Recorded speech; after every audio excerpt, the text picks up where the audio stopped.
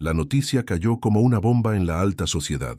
El multimillonario Rafael, en la flor de la vida, había sufrido un accidente que lo dejó paralizado. En la suite principal de la mansión, su despampanante prometida, Patricia, posó para una revista de famosos, con el rostro bañado en lágrimas en el momento justo. Juró amor eterno, prometiendo ser un pilar de fortaleza para el hombre ahora confinado a una silla de ruedas. Sin embargo, en cuanto los periodistas y sus flashes se marcharon, la máscara de compasión se desvaneció con la misma rapidez. Se volvió hacia la ama de llaves, Elena, con la voz congelada por el desprecio. «Recoge este desastre. Tengo que asistir a un evento benéfico. Toda esta situación es una pesadilla». Elena simplemente asintió con el corazón dolido, no por el accidente, sino por la farsa que estaba viendo comenzar.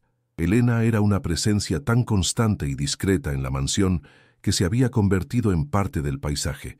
Como ama de llaves, se aseguraba de que el mundo de Rafael funcionara con silenciosa perfección. Lo que nadie sabía era que tras su porte profesional albergaba un amor secreto y platónico por su jefe. No era un amor a la fortuna ni al poder, sino al hombre que vislumbraba en los momentos en que no estaba actuando para el mundo. Se enamoró de la vulnerabilidad en su mirada tras un encuentro difícil, de la ternura con la que hablaba de las rosas que su difunta madre había plantado en el jardín. Para Elena, el accidente no fue una maldición, fue una oportunidad de cuidar al hombre que ella admiraba en secreto. La motivación de Elena se tejía con la trama de momentos que solo ella había presenciado. Una vez, lo vio devolver discretamente un nido de pájaro caído de un árbol.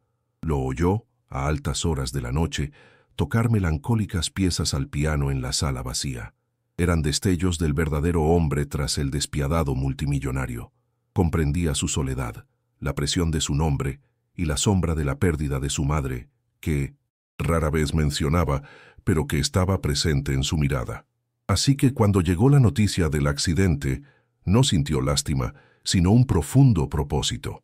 Cuidarlo en su fragilidad sería la expresión más pura de su afecto silencioso y leal. En el otro extremo del espectro emocional se encontraba Patricia, la prometida de Rafael, una socialité cuya identidad se forjó a partir de columnas de sociedad y eventos de gala. Su amor por Rafael estaba intrínsecamente ligado al estilo de vida que él le proporcionaba. Los viajes a Mónaco, las cenas exclusivas, el estatus de ser la futura señora Almeida. Un prometido discapacitado, permanentemente confinado a una silla de ruedas, no era solo una molestia, era la ruina de su plan de vida. La compasión que demostró ante las cámaras fue solo el primer acto de una obra cuyo objetivo final era asegurar una salida digna y, sobre todo, económicamente ventajosa. Lo que ni Patricia ni Elena sabían era que el drama que se desarrollaba era, en realidad, una farsa dentro de otra farsa. Rafael no estaba paralizado. Atormentado por una creciente sospecha sobre la sinceridad del amor de Patricia, él, con la ayuda de su médico y su fiel mayordomo, fingió los resultados del accidente. Fue una prueba final, cruel y desesperada antes de colocarle el anillo en el dedo. La silla de ruedas no era su prisión, sino su puesto de observación, un escondite a plena vista, desde donde podía observar en silencio cómo se revelaba la verdadera personalidad de quienes lo rodeaban. Así el escenario estaba listo y la obra comenzó. Confinado en su silla, Rafael se convirtió en el director oculto de su propia tragedia. Observaba a las dos mujeres que ahora circulaban en su vida. A un lado, Patricia, la prometida que le había prometido el mundo ante las cámaras, pero cuyo contacto ya se volvía impaciente y distante. Al otro, Elena, la criada que nunca le había prometido nada, pero que le trajo un vaso de agua sin que se lo pidiera y cuya mirada transmitía una preocupación que no buscaba aplausos. La prueba del corazón había comenzado y Rafael esperaba, con silenciosa angustia, descubrir cuál amor era el verdadero. En sus inicios, Patricia interpretó su papel con un talento digno de un Oscar. Concedió entrevistas entre lágrimas, canceló su agenda social con suspiros dramáticos y publicó fotos en redes sociales sosteniendo la mano inerte de Rafael, con subtítulos de amor incondicional. Para el mundo exterior era una santa, una mártir moderna. Pero Rafael, desde su silla de ruedas, vio lo que las cámaras no pudieron. Vio la impaciencia en sus dedos mientras le ajustaba la manta, el aburrimiento en sus ojos mientras le leía la bolsa, y cómo su sonrisa compasiva se desvanecía en cuanto ella creía que él no la miraba. Era una actuación, y el único espectador que importaba no estaba entre el público. Rápidamente, el rol de cuidadora dedicada se convirtió en una carga para Patricia. La realidad de la situación carecía de glamour. No había fotógrafos que capturaran los momentos en que tenía que cortarle la comida ni las largas y silenciosas tardes en la mansión. Su frustración comenzó a manifestarse en pequeñas crueldades. Se le olvidaba traer el libro que él le había pedido. Se quejaba constantemente del olor a hospital en la habitación y pasaba horas al teléfono, hablando en voz alta de las fiestas y viajes que se perdía. La amorosa prometida se estaba transformando en una carcelera resentida, y Rafael, el prisionero, silencioso, notaba mentalmente cada uno de sus defectos de carácter. En marcado contraste, la dedicación de Elena era discreta y genuina. Iba mucho más allá de sus deberes como ama de llaves. Percibiendo la frustración de Rafael con la lectura superficial de Patricia, empezó a llevarle sus propios libros de historia y a leerle al final del día. Después de que todos se hubieran retirado, no lo trataba como a un inválido, sino como al mismo hombre al que siempre había admirado, charlando sobre el día, los acontecimientos del mundo, las nuevas flores del jardín. Su cuidado no era un sacrificio performativo, sino un acto de cariño profundo y discreto, un bálsamo para la soledad de Rafael en medio de la farsa. La impaciencia de Patricia pronto se convirtió en una peligrosa negligencia. Empezó a ausentarse por largos periodos, dejando a Rafael solo con el pretexto de asistir a eventos benéficos que, él sabía, eran solo excusas para escapar de su prisión. Olvidaba los horarios de su supuesta medicación e ignoraba las instrucciones del médico sobre ejercicios de fisioterapia. Para Rafael, cada acto de negligencia era una prueba más. Vio con dolorosa claridad que, si su condición era real, estaría en peligro a manos de ella. La mujer que juró cuidarlo en la salud y en la enfermedad, en realidad lo estaba abandonando a la primera señal de dificultad. La verdad sobre el carácter de cada persona está saliendo a la luz. Historias como esta, que revelan la verdadera esencia de las personas, son el corazón de nuestro canal. Si crees que las máscaras siempre caen y quieres ver más caminos de justicia, únete a nuestra comunidad. Suscríbete para no perderte el desenlace de este plan. La verdad final, sin embargo, no surgió de la negligencia, sino de la tecnología. Como parte de su plan, Rafael había instalado micrófonos discretos en puntos clave de la mansión. Una noche, solo en su oficina, escuchó las grabaciones del día, una rutina dolorosa, pero necesaria. Oyó la conversación de Patricia en la terraza, con su voz nítida y clara, hablando por teléfono con su mejor amiga, creyendo estar en completa privacidad. Su tono no era de tristeza ni frustración, sino de burla cruel y divertida, el sonido de alguien que se deleita en su propia conspiración. A Rafael se le encogió el corazón. En la grabación escuchó a Patricia reír y llamar a su prometido adorable peso muerto.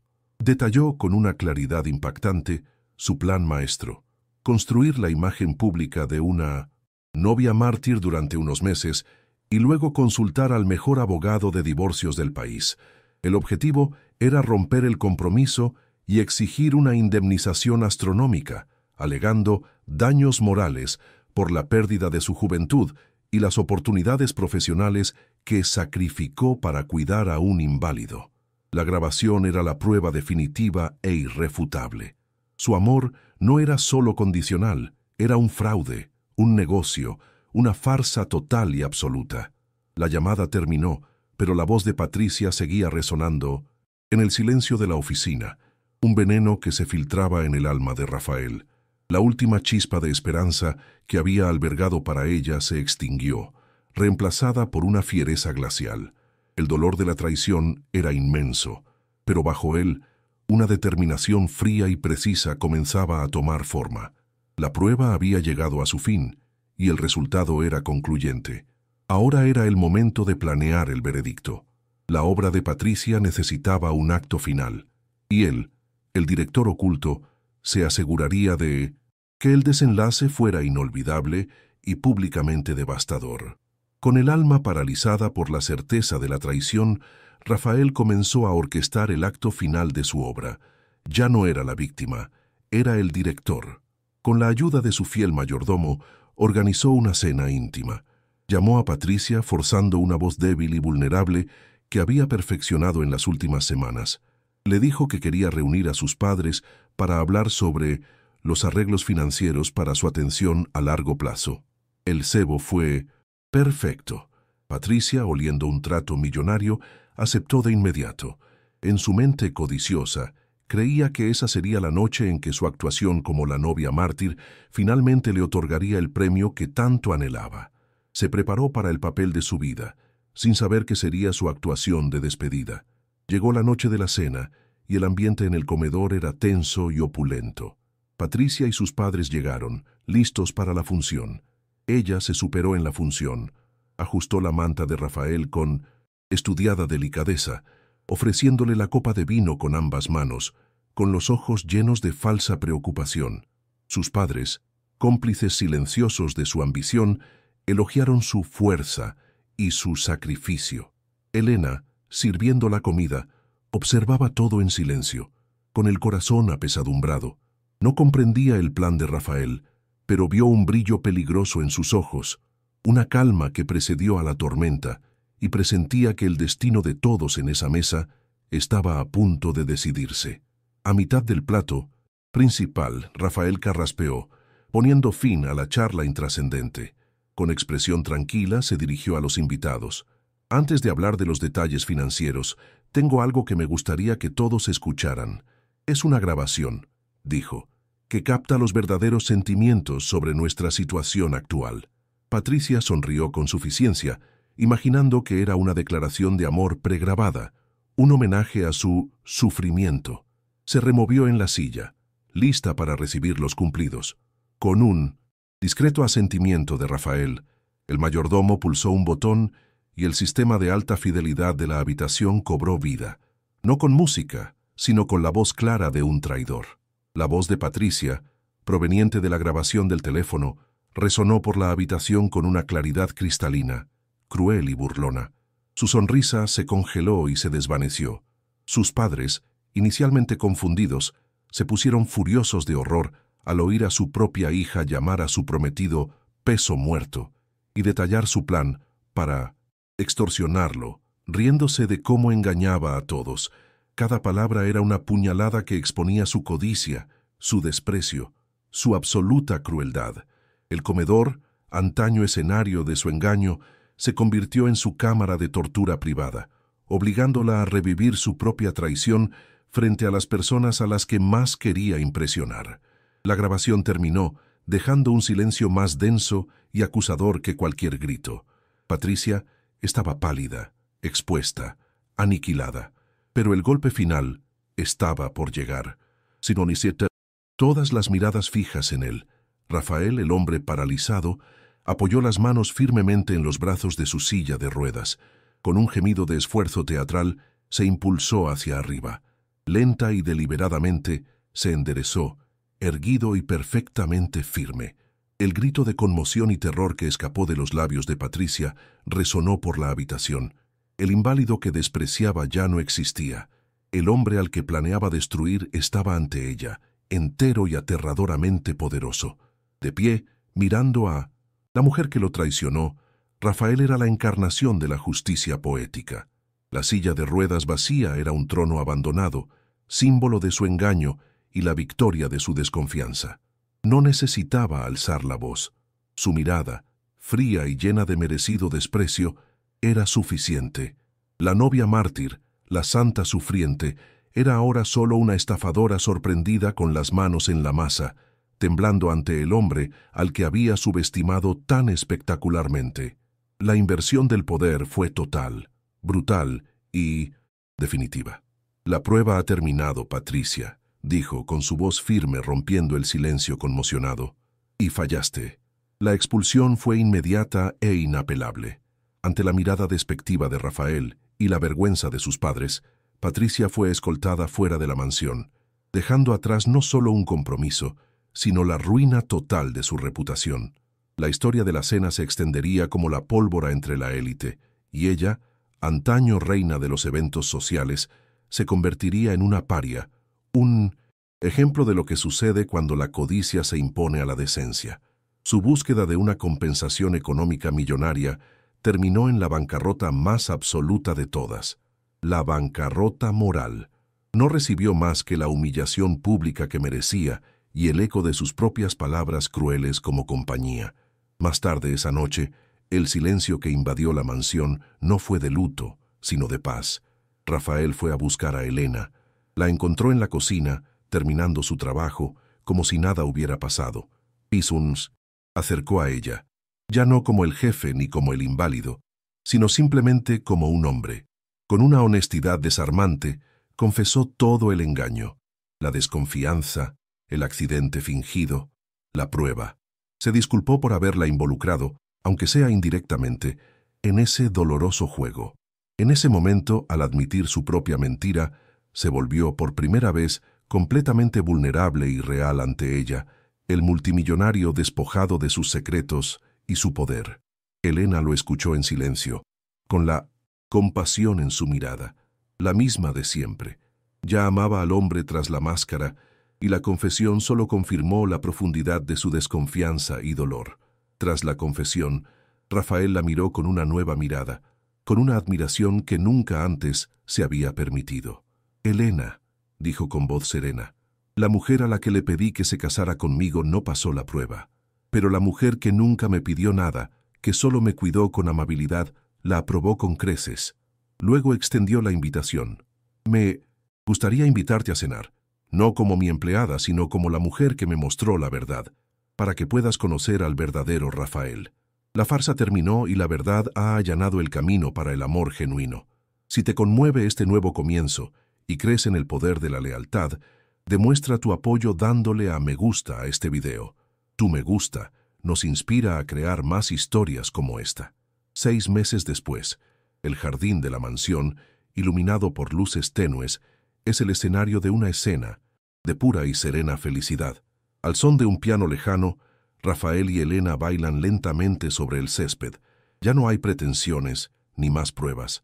Su relación, nacida de la verdad revelada por una mentira, ha florecido en un amor genuino, cimentado sobre una sólida base de admiración mutua y cariño sincero. Él no necesitaba a nadie que empujara su silla de ruedas, sino a alguien dispuesto a caminar a su lado, en la riqueza y en la pobreza, en la salud y en la enfermedad. Encontró a esa persona en la mujer que siempre estuvo ahí. La historia de Rafael y Elena nos enseña que el verdadero valor de una persona no se revela en fiestas de gala, sino en momentos de silencio y vulnerabilidad. El hombre, que tuvo que fingir estar roto para poner a prueba el amor, terminó encontrando a la única persona capaz de sanar su corazón receloso y enseñarle la verdadera lealtad. El amor no busca lo que uno tiene, sino que celebra lo que uno es. ¿Crees que el carácter es el mayor valor de una persona? Deja tu opinión, dale me gusta si esta historia te conmovió y compártela para que más personas recuerden el valor del amor incondicional.